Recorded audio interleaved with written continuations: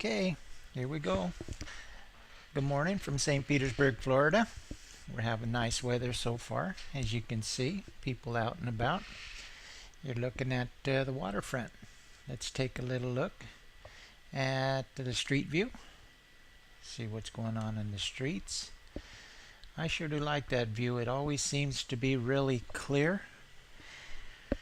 And it's a Monday morning. It's Monday, October 27th. It's 9:55 a.m. here in St. Petersburg. And I hope all is well where you're at, because it's pretty damn nice here. One of the things I'm starting to notice is that every day seems to be like a Saturday. That's the way I feel. Every day is like a Saturday. So let's have a look at the weather and get this show on the road. Seattle, Washington, 47 degrees. Portland, Oregon, 50 degrees. Hayward, California, 47 degrees. Tokyo, Japan, 63 degrees. San Antonio, Texas, 66 degrees. Toledo, Ohio, 46 degrees. Los Angeles, California, 62 degrees. And Denver, Colorado, 38 degrees. St. Petersburg, Florida, 71 degrees. Corpus Christi, Texas, 69 degrees. San Francisco, California, 57 degrees. Tampa, Florida, 65 degrees. Charlotte, North Carolina, 57 degrees. New York, New York, 50 degrees. Santa Fe, New Mexico, 52 degrees. Amsterdam, Netherlands, 61 degrees. Santa Rosa, California, 43 degrees. In Gaza is 81 degrees. Tel Aviv, 81 degrees. Jerusalem, 81 degrees. Hilo, Hawaii, 72 degrees. Rotterdam, Netherlands, 63 degrees. Hong Kong, China, 81 degrees. And Ferguson, Missouri, 67 degrees. Yeah, all the weather is starting to drop. And like I said, it won't be long and we'll be reporting single digits. And well, not from Florida we won't be, but there's going to be places around the country we'll be seeing 18s and below zero. We'll probably see the below zeros in places like Ohio, Toledo, Ohio. We'll probably see some below zeros there. Let me see where else we might see. I don't know how cold it gets in Amsterdam, but in Denver we could see them. Look at that, 38 degrees in Denver. So they're already getting some cold weather in Denver, which means all the leaves are starting to fall. If they haven't already, the aspens have turned. Beautiful aspen weather in Colorado this time of year. But the leaves are starting to fall from the trees, so those homeowners have to get out there and decide how they're going to clean up them leaves. I just used to get out the lawnmower and chop them all up into a mulch and let them turn into dirt. And it's a good fertilizer. The only thing that they say when you do that, then you're going to have a weed problem. Well, I just kept the grass cut, and I never did worry about a weed here or there. The perfect people, they worried about a few weeds in their grass. I never did. I just took out the lawnmower and I gave the weeds equal treatment. I treated the weeds just like they were fine grass, and they got cut down too. So 38 degrees in Denver, that's a little chilly. But then again, right here in St. Petersburg, Florida, it's 71 degrees and nice. So you can't complain too much about that. Let's have a look around, see what's going on. Let's check out the chats. Let's go into chat boxing and see what's going on. Again, I keep talking about I'm going to start putting artwork inside these little boxes here, and maybe I'll do that as I'm waiting for some of these shows to upload into YouTube.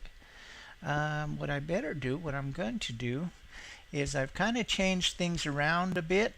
For example, in our Ustream channel now we have it we just have the social stream. We really don't get much chatter in our channels. So what I went ahead and did is I just have the social stream up, because most of the chatter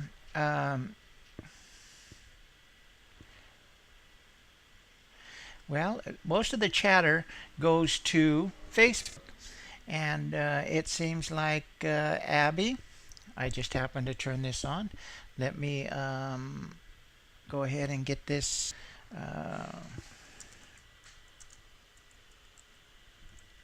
posted. And today is 10/27. It's 10 o'clock. 14, and it's 10 a.m. So let's see what's going on here.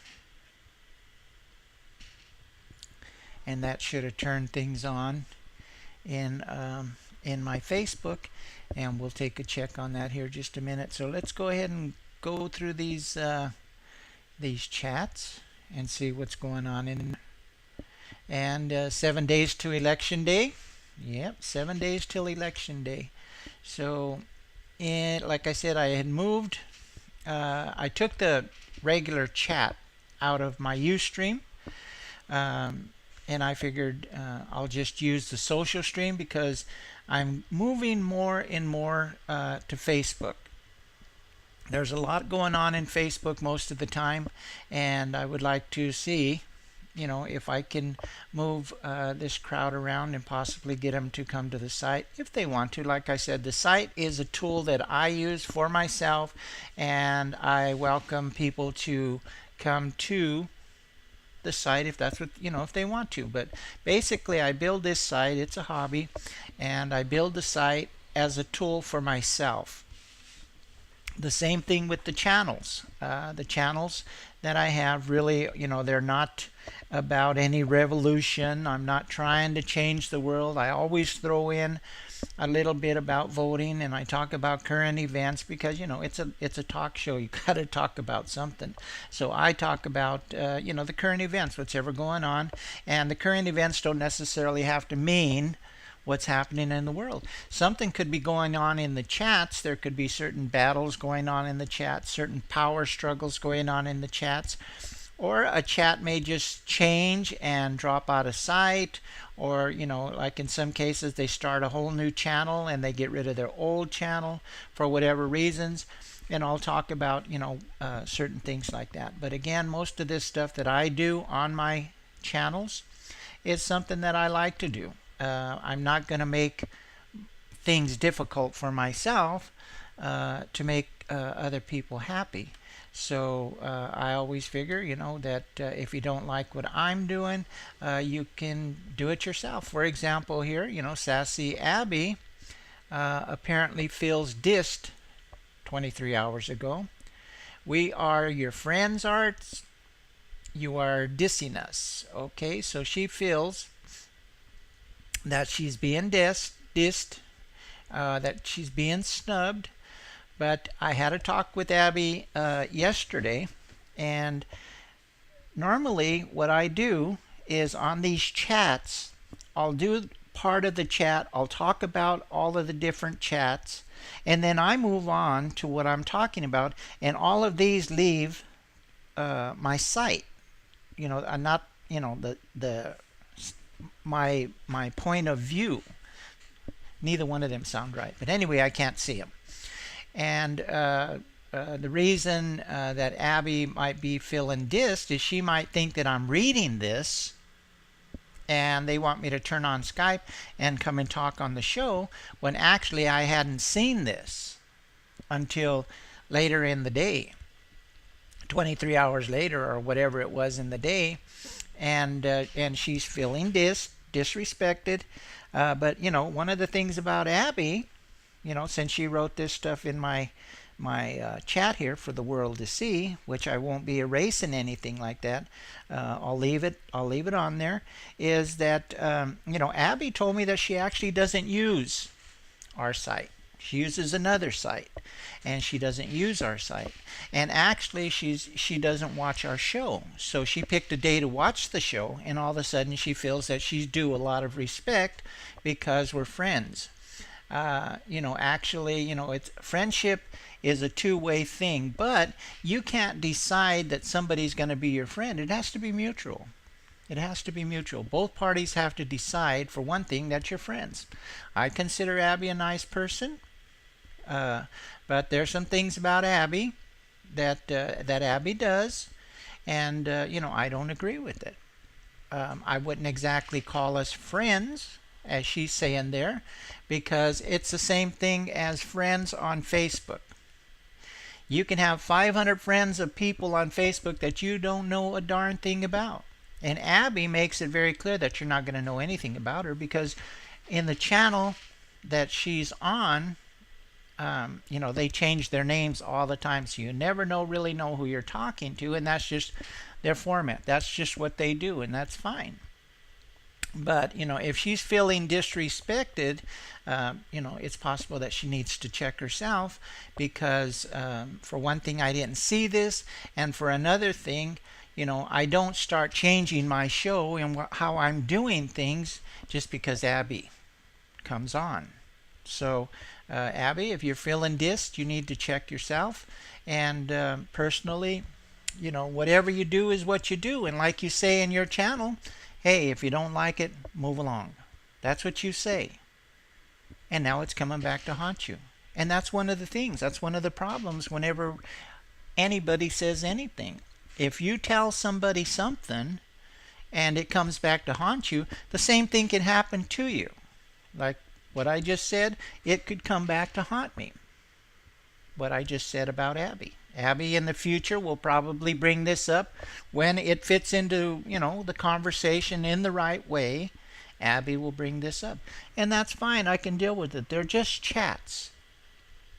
They're people in a chat room that can disappear and you would never know what happened to them. They could just drop off the chat and never come back like a lot of people have. A lot of people have left these chats and they just don't come back. And you do a day or two of wondering what happened to them, and then after that everybody has moved along. And and like now Abby says, we're friends. She's decided who her friends are. And without, kind of like coming to a mutual agreement. Are we friends? You've got to ask somebody that, and you've got to deal with it and give them the opportunity to decide if you're friends. Now, me, I've had the same friends, people that are really friends that I've known all of my life. And they're very, very few. Friendship is something that I hold a little close. And before I consider somebody a friend, in the real sense of a friend, there has to be a lot of time there, a lot of experience there.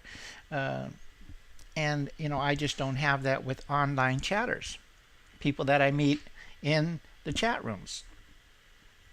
I wouldn't say that everybody I met and known for years I would consider a friend. Acquaintance? Yeah, acquaintances. That's what I would consider them. But like I said, apparently Abby feels disrespected. But at the same time, Abby has to learn some respect. She doesn't really respect people. She wants to be respected, but she doesn't really respect people. But that's Abby's business, and that's what's going on in my Ustream channel this morning. I see a real 1955 wants me to turn on the Skype, and like I said, like right now, for example, the Skype isn't on because I'm not taking calls right now. I'll make it really clear. There'll be banners and stuff like that. Or I'll even invite you directly to the show. We'll have a time that we set it up. But for an hour, I rant.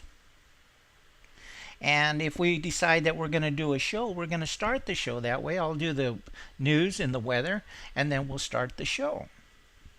But, this isn't a random call kind of setup here. I do this the way I do it because this is the way I like to do it. And like I said, I'm sure that Abby's going to be a little upset. But, hey, I can deal with it. I've seen Abby upset before. She gets over it. We all do. And that would be what Abby would expect. Abby would expect to, do something and everybody get over it. And that's because Abby gets over it. But she will be, doing some jabbing. But that's okay. I can bob and weave. and I can duck a punch, and I can punch back. Whatever has to happen, it can happen, and none of it will bother me. So that is what happened in my Ustream channel. I guess it happened yesterday because there's a clock. Yeah, it says right there yesterday, and the other one is 23 hours ago. One, she said, are you snubbing us? See, now she takes this into heart like this is about her, because for whatever reason she thinks that the show's got to stop the minute that she comes on, and the world doesn't work that way. My world doesn't work like that. Her world doesn't work like that. I don't know too many people whose worlds work like that. So if she feels snubbed, that's on her, because like I said, I'm talking about this now because it's something to talk about, and it happened on my Ustream. And like I said, normally my Ustream and my live stream channels don't get chatters. So I don't watch them all that much. I'll go in, I'll say good morning in them, because like Crusader 54 is always dropping links and things in there. But normally I don't watch them. I'm starting to watch more and more and moving to Facebook, where there's a lot of activity. A lot of people are doing different things, saying positive things, and the negative things that they're saying are about the people that I would like to see changes come about, like the Republicans. They're not in there fighting with each other and then saying that they're Democrats or saying that they want to vote the same people in. In Facebook, they do want to see change. And they talk about it, and they vote, and they debate. And I haven't been in any debates because I just read my Facebook. I just started it. I'm just starting to get my channels to go to Facebook. I've got a lot more to learn. And I like Facebook so far. It has a real cool little private messaging deal. Like if Abby apparently is on some kind of social stream, because she is able to talk in the social stream. So she either has Twitter or Facebook, and I always thought that was kind of weird. How Facebook calls everybody friends, but Facebook is very successful. So apparently it works. Walmart calls you an associate. If you work for Walmart, you're an associate. You're not a laborer. You're not a employee. You're an associate. So people have different things, but Facebook calls everybody friends. So if Abby wants to be a friend, then she can apply. That even sounds weird. I guess that's what you do. You apply to be a friend on a page, and then you're able to go in and see the stuff and chat or whatever. But she's welcome to contact me and see if we can get something on Facebook. And like I said, once I'm done with this little segment here, then all of this will disappear, and I'll be back into either showing St. Petersburg waterfront, or I'll be discussing the news, or I'll be discussing whatever I'm going to be discussing. But this will be gone. I won't be able to see the chats anymore, so I won't know if somebody's trying to contact me during the show, because like I said, when the show is going on, it's not, the channel isn't opened for calls. But if it gets set up that way, then the whole show can be about them. But see, that's the thing. You could set up a whole show for somebody, and then they come on and they might only want to talk for 5 minutes. Mine is an hour show. So then I've got to redo everything and try to figure out how to fill up the next 55 minutes, because I catered to one person because they felt like they were dissed. So anyway, I see Yvonne wanted to talk, and Yvonne could probably fill up, and Abby could too. Abby could probably fill up 55 minutes, but that's the thing, they may not want to. And she's a little concerned that they are producers, and I'll just call them producers in dissenters, and I've known them for I guess about 3 years. But there's things that they would be able to talk about if they wanted to. But Abby was a little concerned that she was going to say things that would offend me, And actually, really, she knows better than that. But she was just trying to give me a little shot there, kind of move me around a little bit, shake me up. And, that's one of the things I don't get shook up. So, good luck with trying to shake me up. But she's a little concerned that she's being disrespected. But at the same time, she has to learn to respect other people too. And when you tell somebody, if you don't like our channel, leave, that's not very respectful. And there's a lot of people that supported her when she was off into other channels and she was under attack. There was people that used to attack, and still some people go out of their way to attack Abby. They go completely out of their way. It's like they leave their whole city just to come and attack Abby. That's the kind of personality that she's generated for herself. I had the same thing going. People would cross borders to come in, attack me on whatever I was saying, and it almost didn't matter. I seen that one of the chatters there, just before I removed the chat section of the stream, was saying this idiot doesn't know what he's doing. Well, no, I don't. I never said I did know what I was doing. And that's the thing. I don't want to know what I'm doing. I think that when you do things like that, you're real organized, your show becomes predictable, and it becomes boring. And it would become boring for me because, I'm not in school. I don't want to do things like that. I want to do things when I want to do them. And because it's my show, I can do that. I can say what I want, when I want, and whether I make sense or not, whether you agree or not, all of it doesn't matter. I'm going to do an hour of my rants and my nonsense, and you can either listen to me or you don't have to. I wouldn't suggest that if you don't like it, leave, but I would say that it's your option. I do these shows and I save them, and I record them and I save them and I file them.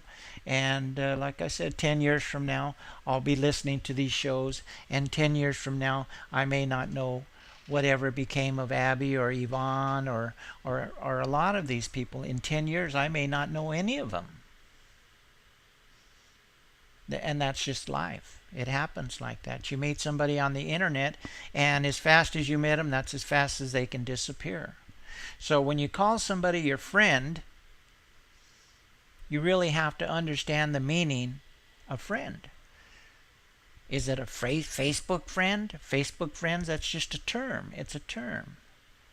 It doesn't mean anything in the chats to call somebody your friend.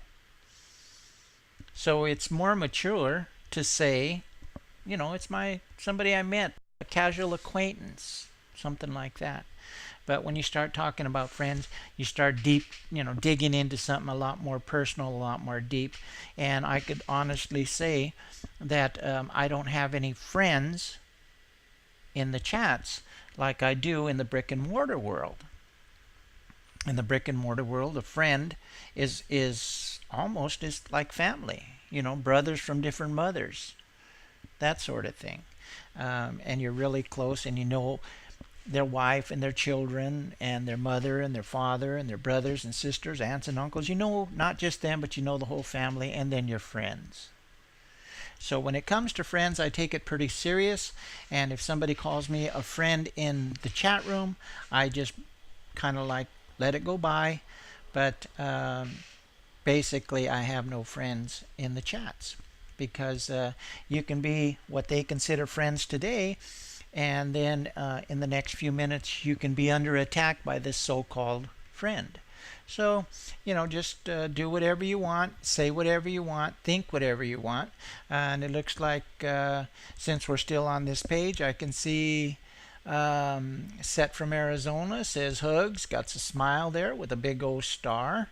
And we're still on that little page there, so I'm able to see. But like I said, because I'm discussing this one particular chat this morning, I've spent a lot of time just sitting inside this area. But normally I don't do this, so normally I don't see the chats.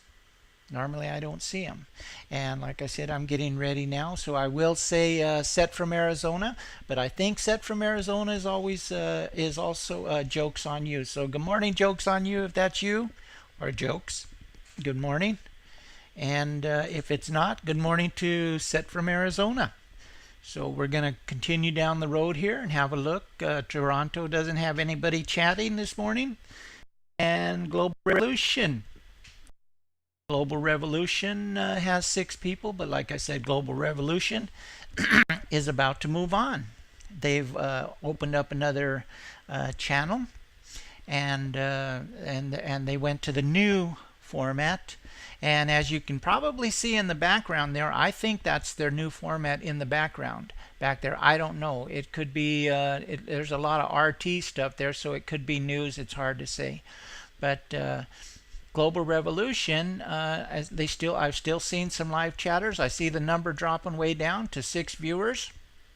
At one time, not too long ago, I think during the Ferguson thing, they were up to 1,000. Now they're down to 6 viewers. Dissenters, the channel I was just talking about a minute ago, has 2 viewers, and Yvonne and Panickers in there, and Artstarzz is in there. And then live on Global Network News, I think this is, they have 11 viewers. And Gentle Bear, Unwatching, and that's it. And they've got 11 viewers, and then they're in there discussing whatever they're discussing. Okay, in the other possibilities, I'm guessing usually this time of day, well, it is 10 o'clock. And it's hard to say. They're normally listening to music right now, chatting a little bit. They have a little, there's 4 viewers in there, and they have a little thing called Tiny Chat. They go in, they call it Recess, and they're not actually chatting in this chat. They have like a little private corner they go to. For whatever reason they do that, I don't know. And then Dissenters has 1 viewer. This is Dissenters Network. They have 1 viewer, Crusader 1954, and Artstarzz. I might be the viewer. And then we'll go over to Bank versus You. Hut Master is in there, and they're upset with the banks. So let's take a look down here into Twitter.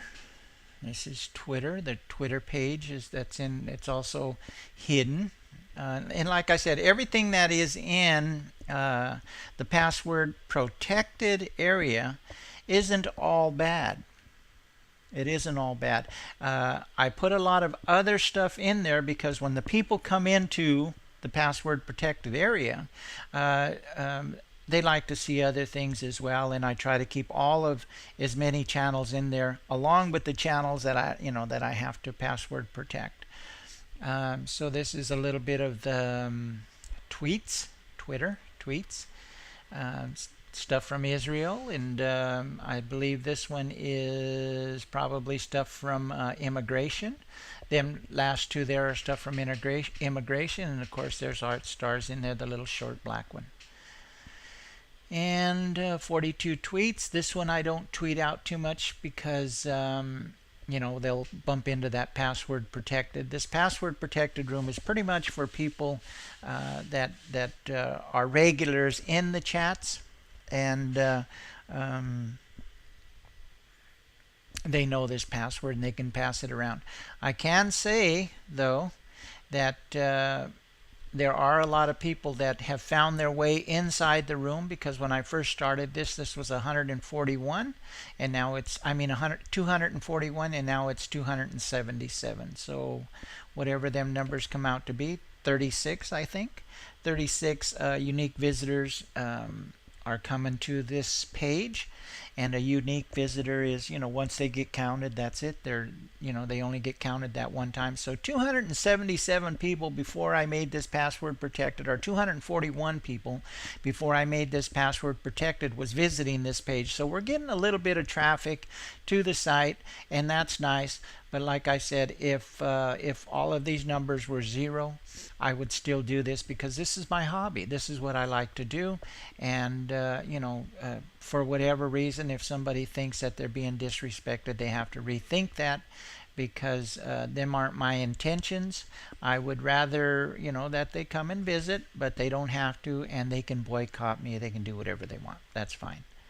So that's it for that. And what I didn't do yet is I don't have Citizen Stream in there, so let me Let me get Citizen Stream and see what's going on with Citizen Stream this morning. And I like to cover Citizen Stream and see who's live, see how things are going.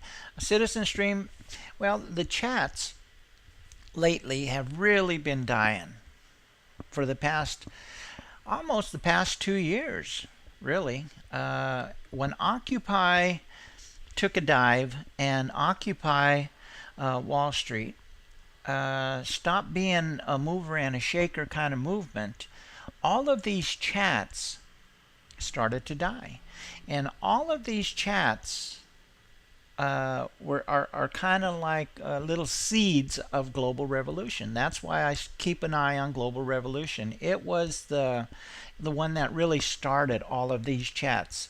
And when global revolution started to become I don't quite know how to explain them, but they start banning a lot of people for having their own thoughts.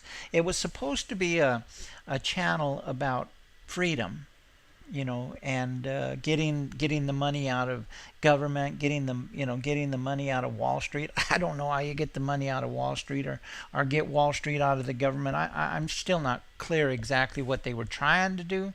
But global revolution used to have quite a bit of people. On an average day, a good day, they'd have 500, 600 people, sometimes 1,000 people every day, and you couldn't hardly even chat in there. They'd have like 20 or 30 moderators in there, and they would run 24 hours a day. When Occupy Wall Street was first going in, they were in Zuccotti Park, and then they started getting more and more streamers, and Global Revolution was even financing these streamers in a way that they would give them a cell phone and teach them how to use Ustream and get them all connected, and then you would get your own channel, and then Global Revolution would mirror you onto Global Revolution. They had all these little streamers running around all over New York mostly, but they were all over the country. And as Global Revolution came to an end, as Occupy Wall Street came to an end, Global Revolution suffered. And when it started to happen to Global Revolution, it started to happen to all the channels, because what happened when Global Revolution started to do all the banning and restricting freedom of speech, all these channels started to develop. And most of them would run around 25, 30 people that they had drug off of Global Revolution and started their own thing. And as that started to die and people started to realize that, Occupy Wall Street is no more, and they fought tooth and nail to try to save it. If you would go into their channel and you would say, well, there isn't even one, you'd get banned. A lot of channels had the banning policy that they ran away from. They had it on their channels. So all of these channels popped up, and like I said, a lot of them would run, anywhere from 20 to 50. They would run like that, and a lot of people had their ideas of how they were going to develop their channels and what they were going to do, with Occupy as it started to die down. When Occupy started to die down, they thought that their channels were going to grab hold and they were going to develop a channel. That's what they thought. But as time went on, the people started to lose interest.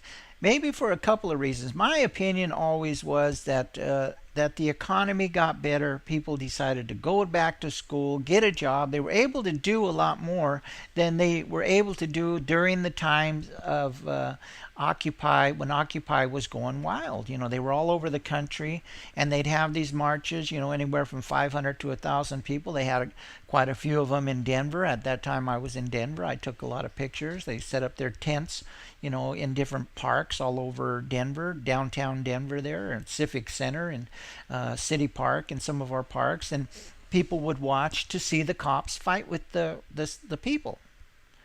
And then what happened is that the homeless started to get wind of this, and a lot of these Occupy groups started to feed the occupiers. And when the homeless got wind of this, they started to go to the parks and eat. It was free food. And when you're not eating or you're eating out of the dumpster, any kind of free food is a plus. So, um, oops, it looks like I kind of got some company here. People checking out some stuff there. They got a little bit of trash. Looks like a cake maker, and she's grabbing it. She's got it. She wants it. All right. So now she's got it. So what happened was that the homeless started to infiltrate Occupy, and there was no more just the revolution. It started to become a place where people could go to survive. And as they started to infiltrate Occupy Wall Street, then Occupy Wall Street itself started to change. And when it started to change, it was no more about some of the peaceful things that they were trying to do. And the people who were established that was involved in Occupy, people who, either had jobs or lost a good job but had families, and they were taxpayers of the cities who used to do all of this stuff, go there and tried to get this going. They started to pull away from Occupy. And then what was left was the homeless. And when the people who had houses and things like that left, so did the food and the tents and all of the stuff that they were starting to get for them homeless people. That all left.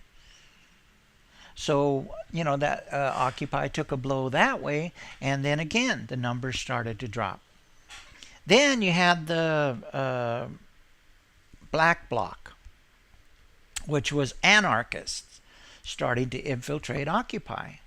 And, then you started to see a little bit of violence start to happen with the Black Bloc. And the people in the chat started to notice it, and then the numbers surged a little bit. And then the paranoia started to get involved in it. People started to get paranoid in the chats, in the parks, in the streets. People were paranoid.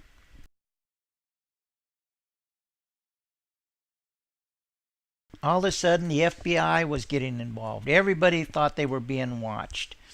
And then it just so happened that the NSA came in, Snowden came in. A lot of this stuff started to happen all at the same time that the economy was getting better. And again, the chats took a hit again. And they started to get smaller and smaller and smaller. As Global Revolution Global Revolution was like the Mississippi River. And it fed all of these little streams, all these little channels that had branched off of Global Revolution, which would still go back to Global Revolution and drop their links in there and kept their numbers up. And that's how they were doing it. All these channels were feeding off of Global Revolution. And as Global Revolution started to die, these little channels, they were starting to attack what was left of the hardcore Occupy, all the moderators and stuff, because they were the ones that were doing all the banning, which caused all of these channels to be developed. So they would go in and they would attack the moderators, and then after a while, the moderators said, "The hell with this! There isn't even a revolution anymore," and they would they would quit Global Revolution. That's how the numbers continued to drop.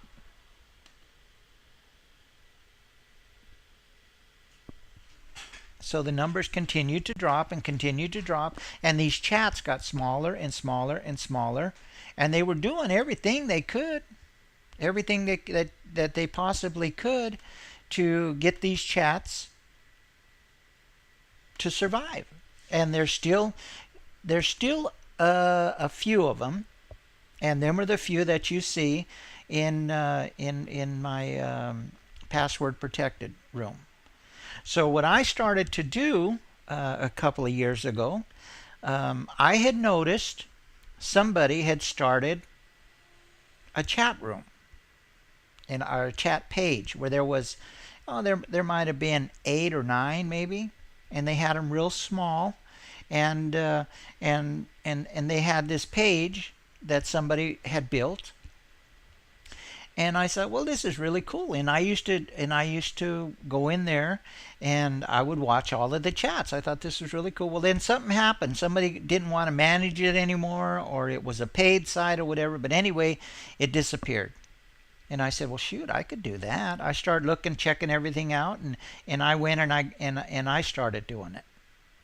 And I built a huge site around all of these chats, and I started putting YouTube and live stream and Bambuster, and now we've got YouTube, and there's quite a few others, and I started to do that. But it was a hobby. It was a hobby because I found it interesting to get them codes, manipulate the codes, make them bigger, smaller, fit them onto a page, and then get the word out that you were able to use this tool that I was building. But, if people didn't want to come, that was okay. Like I said, it was a hobby, and I spent hours and hours and hours on my hobby.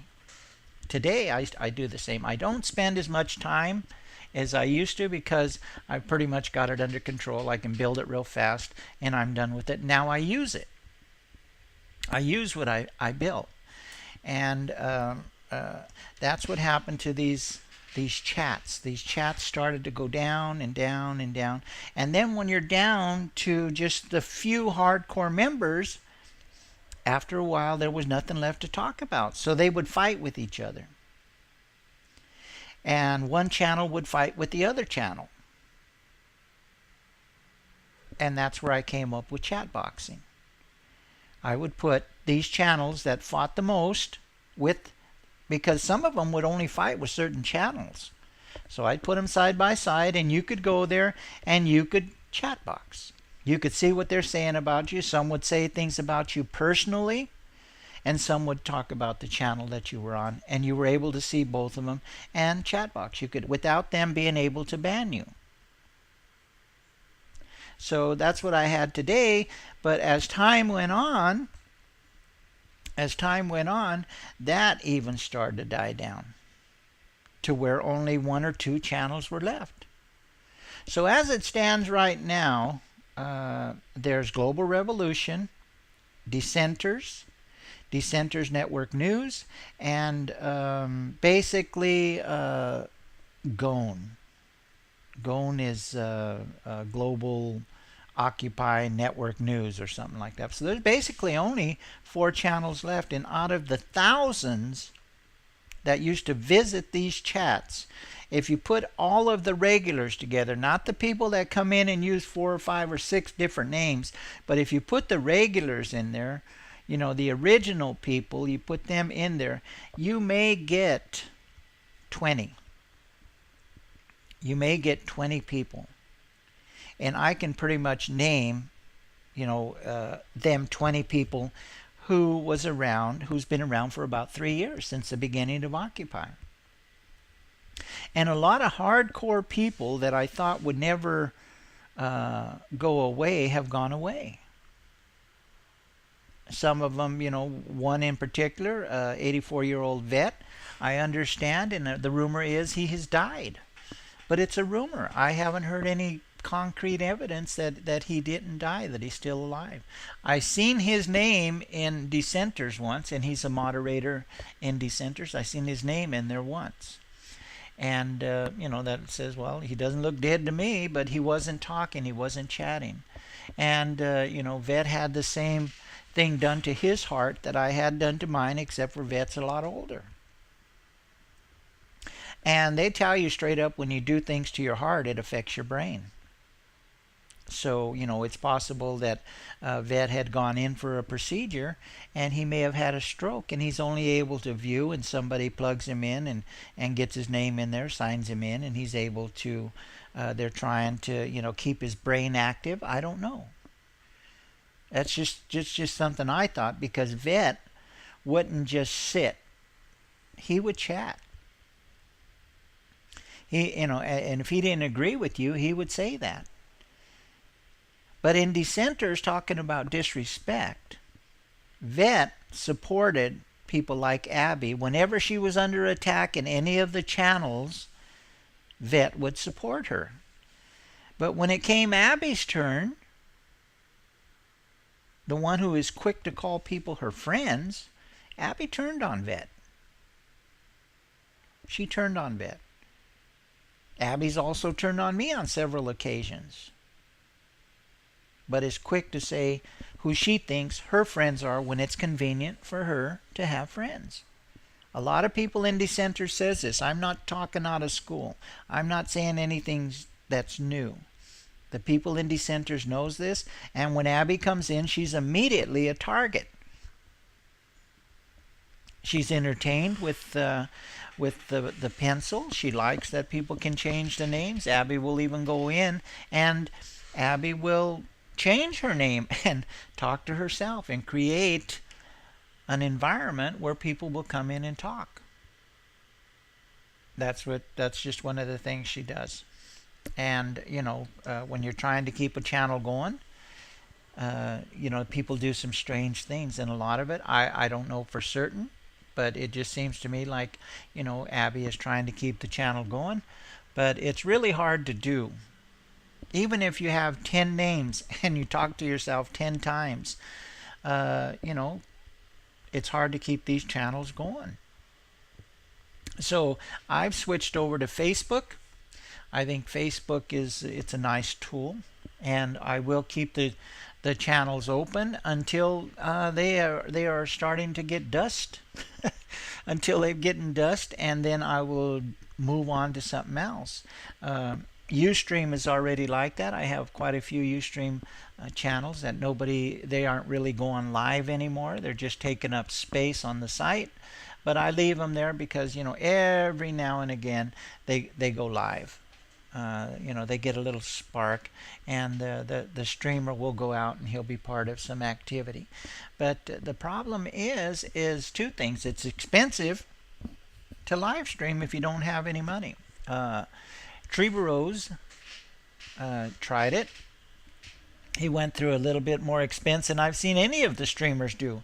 His camera was about $500, but then again, you can pay that much for an iPhone, but most of them didn't have iPhones. They had the cheaper phones. Back then, you could just get that G3, and then G4 came out, and some of them upgraded and some of them didn't. And it can get expensive to be a streamer. And that's just that part of it. But you've got to get there. You've got to feed yourself. You've got to either take the bus. You've got to put gas in your vehicle. You've got to have a vehicle, and it can get expensive. So a lot of the Ustream channels have died down, and they're not being used anymore. But Facebook seems to have a pretty good hold on its traffic. Facebook has managed to maintain some viewer strength. They call themselves friends. And the other ones, we call them chatters. But in Facebook, everybody is called a friend. And like I said, to me it kind of rings odd, but that's just the format. You unfriend somebody or you friend somebody. That's the way that Facebook works. And that's the key word there. Facebook is working. And I do have a Facebook page, and I'm learning how to use it. And from what I've seen, it's pretty cool. And it's not as depressing as those live stream chats can be, because you'll see people in there, and some of the things that they're doing to each other, you look at that and you wonder what kind of an adult would do that sort of thing. And you got to kind of wonder about the mental stability of some of the people that go into these chats and the things that they do. And that's not just me, but if it was just me, I'd still say it. But the chats are dying down, and Facebook for now. But before Facebook, there was that MySpace. And Facebook is the new MySpace. I haven't even checked out MySpace anymore, if it's still in there hanging on. But MySpace kind of sounds to me like, how it like live stream. It just had this thing and it was growing and growing and growing, and everybody used it, everybody talked about it, and it was the latest thing. And then Facebook came out, and they just snatched all of that away from MySpace. And now Facebook is the new MySpace. And like I said, from what I've seen on my little page, it's pretty cool. They really do some interesting stuff on there. The videos that they have, the people that go in are positive, and they actually have issues that they're dealing with. They are actually trying to get people to vote. They're actually trying to create a little bit of change. One person can't make all the changes that need to be made, but one person can unite with another person, and pretty soon you have 500 people who are saying, we got to vote. This is crazy. And that's what they do on Facebook. And then, we vote in 7 days. I think it said there, 7 days to vote. It's getting closer and closer and closer. And pretty soon, it's going to be time to vote. And we're going to see if any changes were made. We've seen all of this stuff happen in the past 2 years, but did it affect the people who don't use Facebook and live stream and Ustream and the internet and the social media in the internet? They may have an internet account, and they just use it to pay their bills and email. They may have an account and they use the internet for their jobs, but they don't use the social media. So a lot of this stuff they don't know or care about. And voting may be one of them. They may not care if, they think, it doesn't matter who wins, Democrats or Republicans, It didn't matter, back when the Democrats were running things. It didn't matter when the Republicans were running things. It's all the same in their world.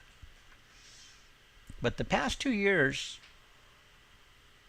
have kind of been a little rough for a lot of people, mainly the poor, all the way down to them trying to restrict voting.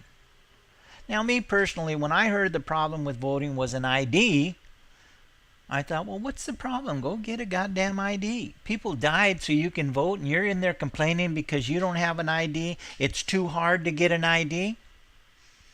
Well, then I started to learn that there's some problems. Some people don't have a birth certificate. You can get to a certain age where you don't have a birth certificate. Okay, well, them are little problems. But they're big problems to somebody who wants to vote, and now they can't because of the new ID law. You might be 80, 90 years old, born in the country, but just because you were born in the country, that didn't mean you got a birth certificate. You might have been born back there where the cows live. You might have been born on some hay, and you didn't get a birth certificate. So your world's a little bit different. And then as you got older, you wrangled and you got away and you got an ID. I don't know exactly what the rules were, 40, 50 years ago when it came to getting an ID. If you just walked in and said, here I am, this is me, I'm such and such, I'm this old, give me an ID. And now we know who you are. Maybe that's the way they did it. I don't know. I know you can't do that today. You show up in a place and you want an ID, you better have a bunch of information with you saying and proving who you are. And if you don't have that information, you can't get an ID. And if you get an ID, you can't use it for anything other than what you're supposed to be using that ID for. For example, social services. Maybe to get a welfare check or food stamps. Or maybe it's a library card or some kind of college ID. But if you're young, you should be able to get an ID. But apparently it's a problem. But in any case, some people are calling it a poll tax. And if they did this, what else can they do? That's what a lot of people are fighting for. They're not going to wait until the snowball is so big they can't stop it. They're not going to do that. They're going to try to catch this thing while they can still fix it without a bunch of problems, without taking it to the Supreme Court, of which they had to take it to the Supreme Court. That's how bad it got, because they didn't nip it in the bud, because a lot of people were happy with the way things are. And I think that a lot of people are still happy today. But we're going to see come November 4th if any people have been enlightened to the point where now they vote, they registered. If any people have been enlightened to the fact that the Republicans are for the rich and the Democrats are for the middle class and the poor. Or you might as well say the Republicans are for the rich and the Democrats are for everybody else. Doesn't matter what gender you are, doesn't matter what race you are, doesn't matter how tall you are. The Democrats are for you. They're for helping you make your life better, getting the minimum wage up, or a living wage better than a minimum wage, trying to get your student loan down, trying to get it so you can vote, trying to get it so that it's your body, you decide what you do with it, trying to get us health care, trying to make it so that we don't have to pay so many taxes, trying to get the rich to be responsible for the country in the way that the middle class and the poor are responsible for the country. That's what the Democrats try to do. But apparently there's a lot of people out there that are happy with their lives and they're not going to vote. So about 50% of the people who can vote, vote, and the other half don't vote. They don't care who wins, as long as they got what they need in their life. And that's okay in my opinion. If you're happy and you can make it from cradle to the grave without any problems, I mean, we need to be talking to you. We need to find out how you're doing it so that we can make it from cradle to grave and be happy. But unfortunately, there's a lot of us out there that know a lot. We have a lot of information. And with this information, we understand what's happening. And it makes a lot of people unhappy. All this information makes them unhappy. How the air is being polluted, how the water is being polluted, how the food is being polluted. Even though their air, their water, and their food isn't polluted. They themselves are not polluted. But they know that the other people's air and water and food is polluted, and they're trying to help them. They're not just working on themselves.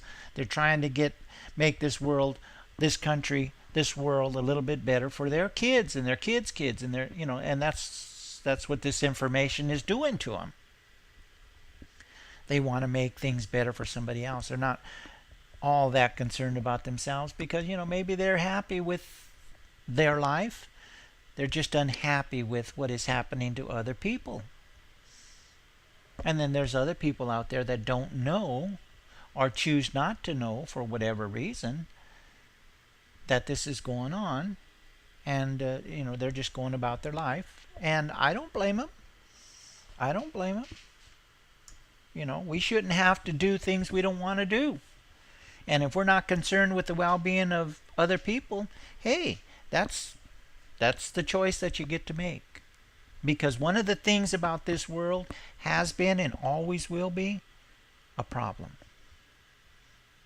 Somewhere at one point in your life, you need to drop off and say, you know what, I'm not going to be able to fix all these problems. And I gave them 40, 50, 60 years of trying out of my life, and you might just say, you know what, I'm done with it, and I'm going to see if I can get through the next 10 or 20 and just not worry about other people. I'm going to worry about myself. I've already given 50 or 60 years worrying about other people, and if the only thing that you ever did when you worried about other people was to vote, that's a big deal. That's a big deal. That's what 50% of people are doing. They're voting and trying to change the lives of other people because maybe their life is good enough. Their life is good enough, and they're just concerned a little bit about others. So they're going to get in there and vote, so that somebody could make a living wage, so that somebody could have health care. Just some of the things that a lot of people take for granted because they have it. But my hour is up, and I'm going to let this close out. I'm Artstarzz. That's just my opinion. Have a good day.